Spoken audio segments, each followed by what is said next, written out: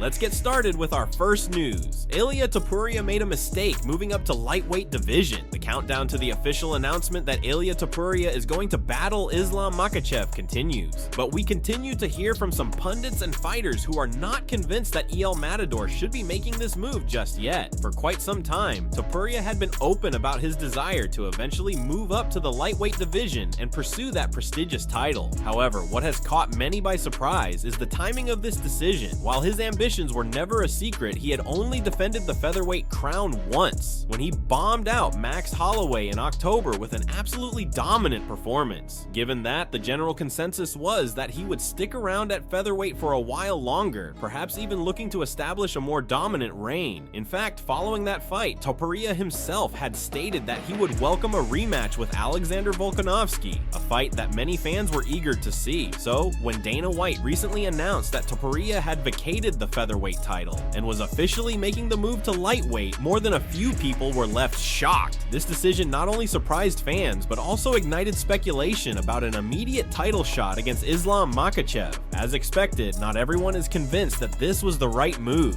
One of the notable voices expressing skepticism is former fighter and analyst Matt Serra. He recently shared his opinion on the matter, explaining why he felt Topuria should have stayed at 145 for a little longer. I think it's going to be interesting to see him at 155. I would have liked to see him at 145 a little bit more, because I feel like he had some big wins, obviously with Volkanovski and Max Holloway, but I think it might be a little premature to go up. Not that he couldn't do it, I'm sure he could, but why not be a savage and clear out that division even more? You've got Diego Lopez, you've got other guys down there that are dangerous. Sarah raises an interesting point, and he's not the only one. Daniel Cormier has also raised concerns about whether Topuria will be just as effective against larger lightweights, particularly fighters like Makhachev. But amidst all the doubt, one person who has absolute faith in Topuria's ability to win the UFC's lightweight crown is his teammate Guram Kutateladze recently. Kutateladze boldly referred to Makhachev as Topuria's next victim, while also acknowledging that the battle between the two will be nothing short of epic. What do you think? Should Topuria have stayed at featherweight a little longer? And can he be the one to end Makhachev's reign? Moving on to our second news, Paddy Pimblett ran into Colby Covington. As fight fans know, Paddy Pimblett and Colby Covington have a history of trading verbal shots. Over the years, both fighters have taken multiple digs at each other, and it's no secret that there's no love lost between them. So when the baddie unexpectedly ran into chaos at a recent Power Slap event, you just knew things were going to get interesting. Since joining the UFC, Pimblett has made it very clear that he has no respect for Covington's well-documented antics and the brash, outspoken persona that has made him one of the most polarizing figures in the sport. Meanwhile, Covington, never one to hold back, previously dismissed Pimblett's potential by claiming that he would never even crack the top 30 rankings in the UFC. Well, looking back now, that prediction did not age well. Pimblett recently uploaded a new video to his YouTube channel where he discussed his time in Las Vegas for UFC 313. While reflecting on his trip, he also had a few choice words for chaos after their unexpected encounter. According to Pimblett, well, Colby Covington, he stared at the floor, talked a big game online, but in person. Clearly, Pimblett is suggesting that Covington wasn't as bold when they were face to face, a claim that has been made by other fighters in the past as well. However, despite all the back and forth trash talk, the odds of these two ever stepping into the cage together seem slim to none. While Covington is not the biggest welterweight in the division, it would still be shocking if he ever attempted to make 155 pounds at this stage of his career. On the other hand, Pimblett has been gradually climbing the lightweight ranks, and if he continues his winning streak, he could be knocking on the door of a title shot before long.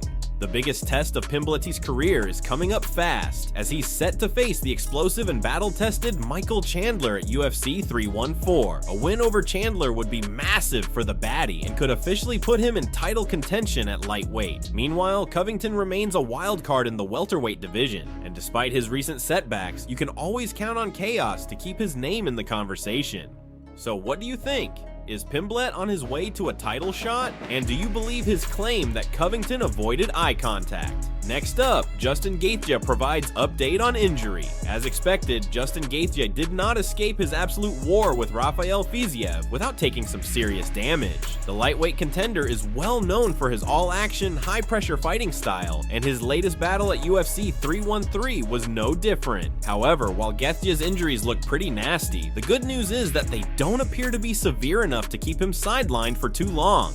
Gaethje is fresh off a hard-fought decision victory over Fiziev in what turned out to be yet another brutal high-paced showdown between two of the division's most dangerous and explosive strikers. As everyone predicted, the fight delivered plenty of fireworks from start to finish, keeping fans on the edge of their seats. This was actually the second time Gaethje has defeated Fiziev, further cementing his dominance over the Muay Thai specialist and proving once again why he remains one of the division's top contenders. In the aftermath of the fight, Gaethje took to social media to give fans an update on his condition. He posted a picture showing off the battle wounds he sustained, with a particularly swollen, bruised, and cut up face that perfectly illustrates just how intense this fight was. But despite the damage, Gaethje quickly reassured fans that he will be back in action sooner rather than later. I feel good, man. It was another war, but that's what I live for. The eye is a little messed up, but nothing too serious. Gaethje shared in a post-fight interview, "I'll be back soon." This update is great news for lightweight fans, as Gaethje remains one of the most exciting and must-watch fighters in the entire division. His relentless high-pressure approach and willingness to engage in brutal slugfests have made him a fan favorite, and many are already wondering what's next for him. With this victory, Gaethje has once again positioned himself right in the mix for a potential title shot. The question now is, could he be next in line for Islam Makhachev, or will he take another high-profile fight before making his run at the belt? What do you think? Should Gaethje get the next shot at the title, or is there another fight that makes more sense?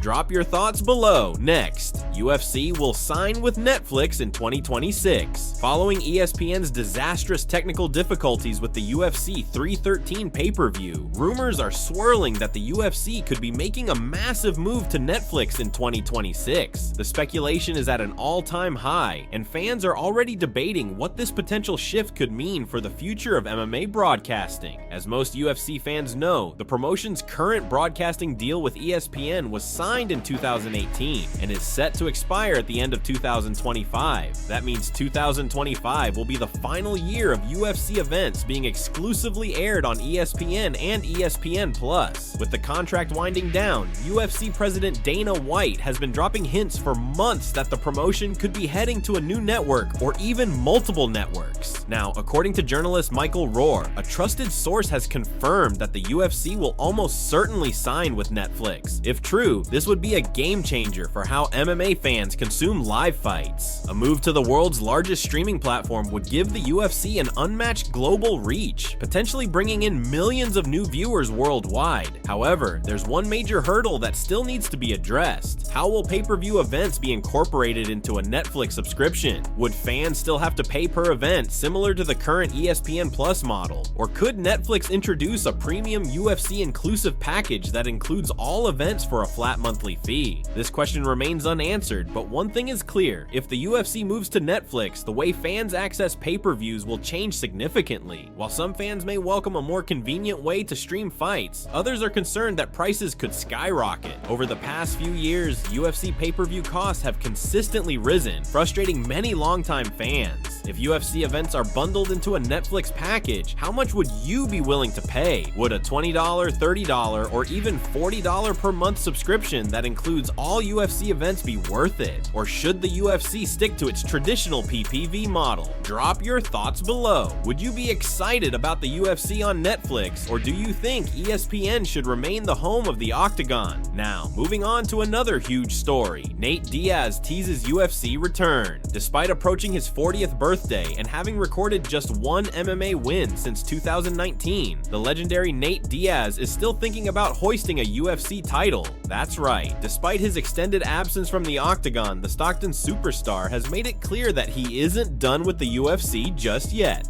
Few fighters in the history of the sport have maintained the level of popularity and cult status that Diaz enjoys. His no-nonsense attitude, iron chin, endless cardio, and slick jiu-jitsu have made him one of the most beloved and polarizing figures in combat sports history. Anytime his name is mentioned in connection with a potential UFC return, the buzz is massive. Diaz last fought inside the UFC octagon in September 2022 at UFC 279, where he finished his contract in classic Nate Diaz fashion, securing a 4th-round submission victory over Tony Ferguson. Many fans and analysts thought that might have been the last time we'd see Diaz in the UFC, but as always, the Stockton native has his own plans. In a recent interview with Full Violence, Diaz dropped a bombshell. He still wants to return to the UFC and make a run for the title. Yes, you read that right. Nate Diaz still believes he can capture UFC gold. However, there's a catch. According to Diaz, the main issue is that there's no opponent right now who is worth his while. That raises some major questions. If Diaz does return, will the UFC actually put him in a title fight? Or is a high-profile super fight the more realistic option? While Diaz is undoubtedly a massive draw, it's hard to imagine him skipping the line and jumping straight into a title shot when both the lightweight and welterweight divisions are stacked with top contenders. A more realistic scenario, a blockbuster super fight. Could we finally get the trilogy fight with Conor McGregor?